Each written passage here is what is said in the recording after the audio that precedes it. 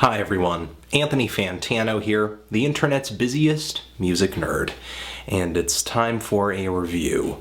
Toro Y Moi, Anything in Return. Toro Y Moi is the pseudonym for music producer, multi-instrumentalist, singer, and songwriter Chaz Bundick. And musically he's been involved in other projects, but everything that he's done just popularity-wise does not compare to Toro Y Moi. Even though I haven't really been in love with any of the full lengths that he's put out so far, it has been kind of interesting watching his progression. Chaz kind of came to popularity in 2009 when a lot of artists were being corralled underneath the chill wave label. A single of his, Blessa, was one of the lead songs kind of defining the genre, getting people hyped up and excited about this brand new genre that many assumed would kind of overtake music for much longer than it actually did. Truth be told, this chill wave actually started to recede around the time that Chaz released his first album since he kind of became popular with this label that was assigned to him. And even though it was highly anticipated, for me it was pretty underwhelming. To me, this album had very little strength outside of its singles or just the tracks that were dropped prior to the release of this thing. It seemed to me to be an album that was not really all that interested in crafting an interesting track or song. It was really more just enthralled with its wonky bedroom beat production than anything, which led to a lot of tracks that kind of meandered, went nowhere, sort of ended abruptly, weren't all that well developed, felt a little bit like filler.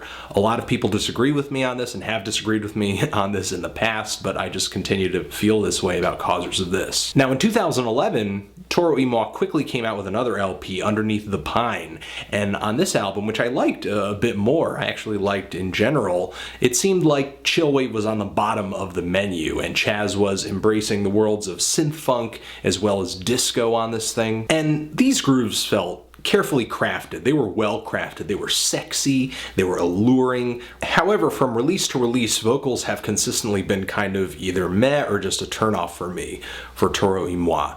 I can't really go as far as to say that the vocals on his LPs are really all that whiny. I think whiny implies like some kind of sense of intense emotion, whereas I don't really get that from Chaz's vocals all too often. They may be light, they may be kind of high-pitched and just in that upper register, but I typically find them to be a little one-note, kind of flat when it comes to giving a convincing performance that actually feels like he's conveying some kind of, I don't know, happiness, sadness, ambivalence, I'm not sure. Because so many of his vocal takes just sound the same to me over and over in one song after another, his voice to me just sort of seems to fade into the background, even when it's mixed into the foreground. However, what really kept me from loving this album is that it really felt bogged down, again, kind of like Causers of This, in songs that really sort of meandered, ended early, just sort of felt like filler, underdeveloped, which is actually what kind of got me excited for this new LP of his, because as far as track listings go, I saw that he was developing songs past that 3-minute mark consistently.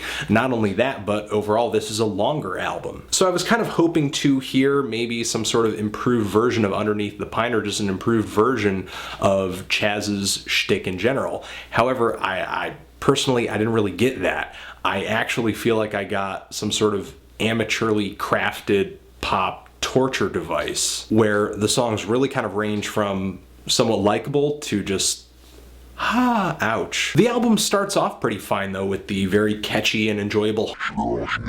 The song kind of kicks off somewhat of a flavor for the album with a house influence, which Chaz has kind of futzed with before in another project. It's kind of interesting to see him take that influence into here and really kick this album off with sort of an 80s vibe. I mean, the way these beats are grooving and the way his voice is just on top of them, it just reminds me of like 80s freestyle artists like Shannon or Stevie B with, you know, just like that old school synth pop sound with just high-pitched vocals, very sort of sweet hooks, lots of lyrics kind of touching down on love and romance. However, I feel like those old artists you know, they do have an appeal today, certainly a nostalgic one.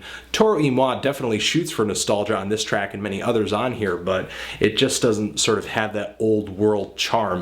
The track Say That comes shortly after is the lead single off of this album. It's a pretty decent track as well. It, again, has sort of a dance pop feel, electronic tinge in a very vintage style. There's sort of these murky piano samples being looped over and over and over against these male and female vocal samples.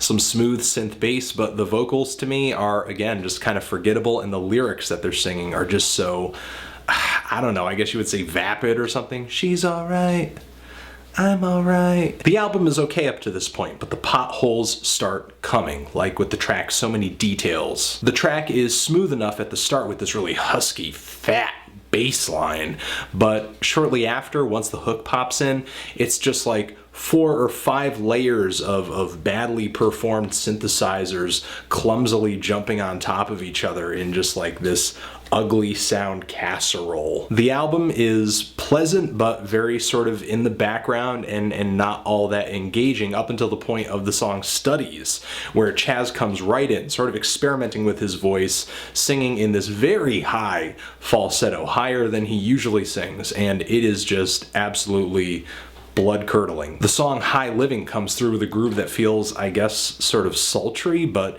on the other hand, kind of ham-handed too. I mean, it's about as awkward as a bunch of dudes trying to stretch their arms over their girlfriends in like a rated R slasher flick. And all the synth solos toward the end of the track are just so messy and aimless and not really well improvised. The song Grown Up Calls brings in more very badly and cheesily placed samples. It's something that Toro Y Moi consistently does on this album. You'll hear, yeah, bark. It's like Toro Y Moi went to the raw bass school of sample application via the song It Takes Two. All the vocal samples on this entire LP are useless, distracting, and just really obnoxious.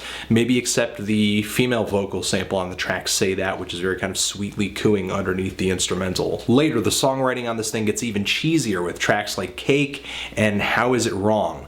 Toro Y Moi's vocals, I think, really reveal their true influence by singing on tunes that sound like they were written for New Kids on the Block. I mean, they sound exactly like a boy band tune from the mid-1980s. And on top of that, it's not really well sung or well produced. I mean, I feel like if these songs had been handed to a boy band in the 80s, they would sound a lot better because the studio work would be a little bit more precise. The issues that I have with this LP are just like so glaring.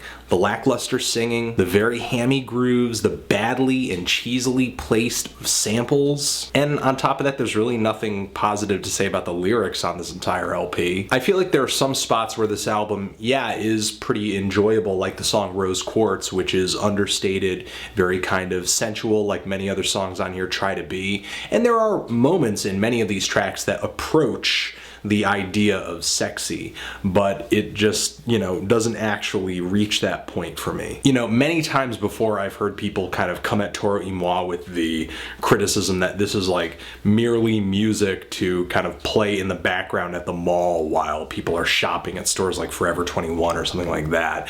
I mean, with songs like New Beat and Still Sound, I mean, great singles. I mean, I would have to disagree, you know, great songs, great singles, but on this album, I have to say, like, yeah, I mean, I couldn't really see myself enjoying this unless it were like, I guess sort of in the background somewhere, and I heard the beat, I heard the rhythm, and that's it. Because once I kind of get in there and I hear the vocal samples and I hear what's going on and I just kind of like inspect it a bit closer, it's just, ugh. I'm kind of feeling a strong 3 to a light 4 on this thing. If you've given it a listen, what did you think of it? Did you love it? Hate it? Why? What should I review next? And that's it. Anthony Fantano, Toro Y Moi, forever.